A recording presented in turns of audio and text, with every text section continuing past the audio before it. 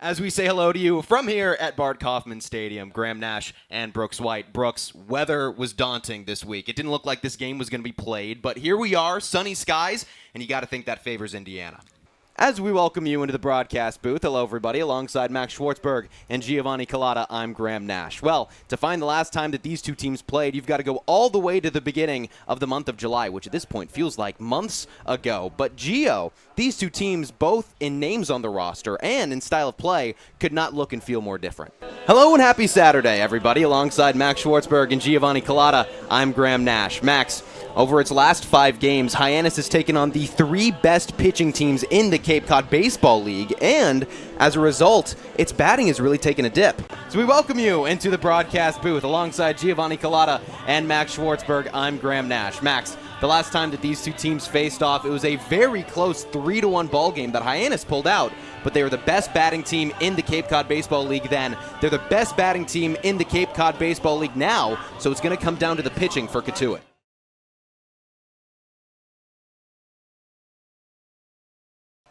Speciak taken to left field. It gets down in front of Matt Mura. They send the runner.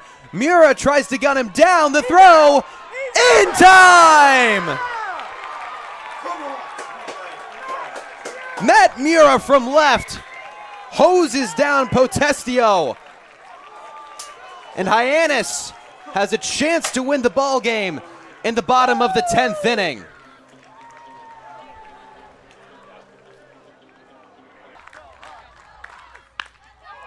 Laced into left field, Parker Brocious, it's over his head. 1 scores for the Braves. Here comes the go-ahead run.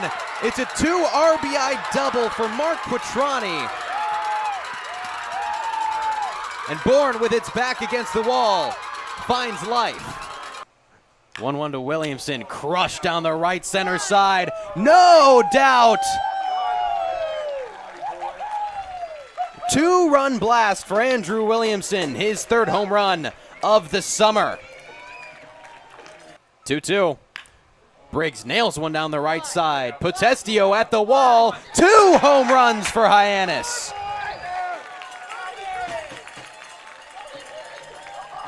Brody Briggs with his 1st home run of the season. And it gives Hyannis a 5-2 lead.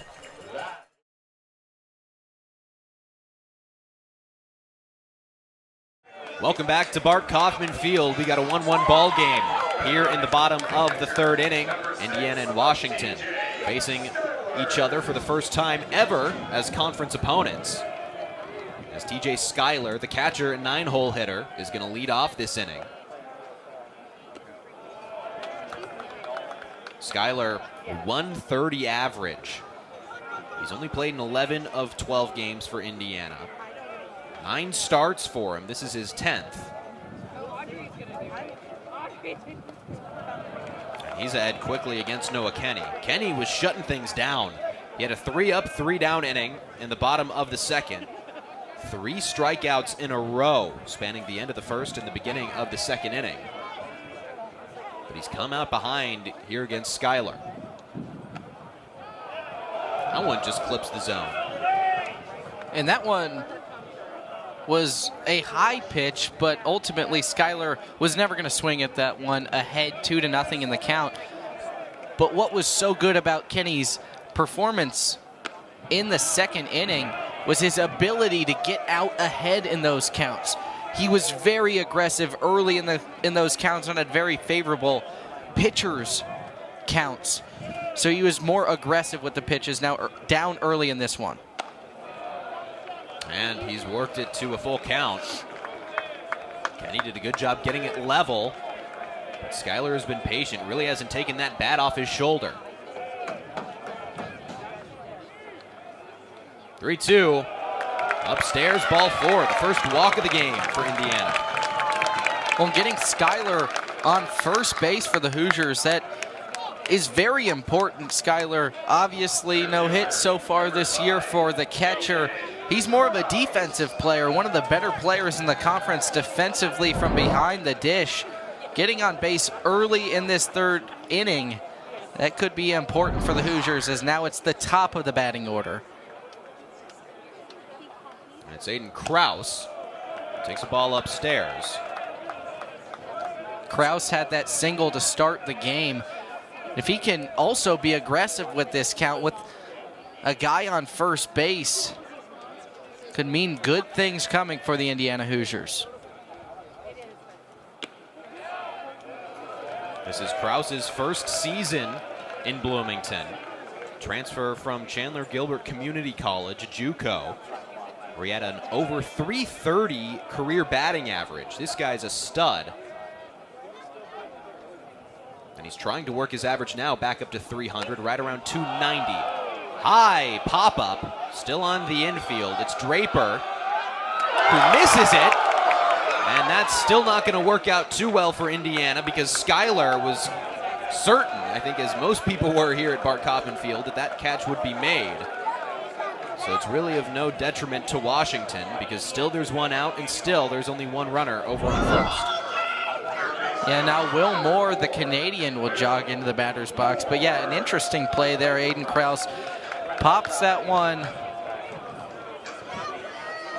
Honestly, that ball was well above our field of view here.